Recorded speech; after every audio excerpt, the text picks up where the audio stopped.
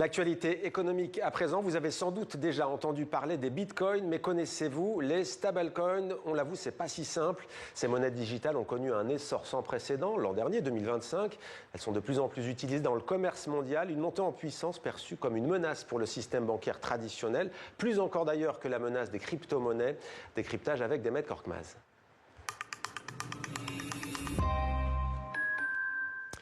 Bonsoir Demet. Bonsoir. On a besoin de vos lumières, les stablecoins. Ce n'est pas seulement un phénomène financier, c'est perçu comme une véritable révolution. Pourquoi?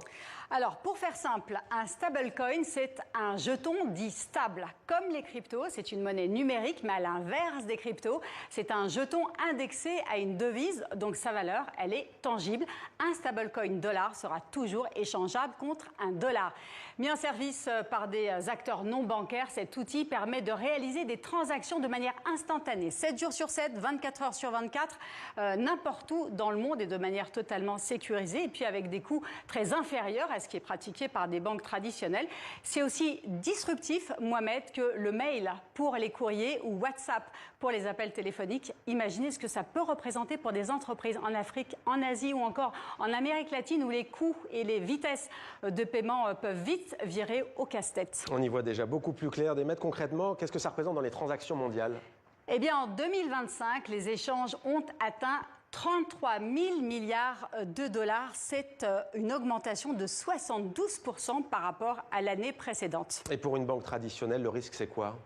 Eh bien, le risque, il est tout simplement de la concurrence.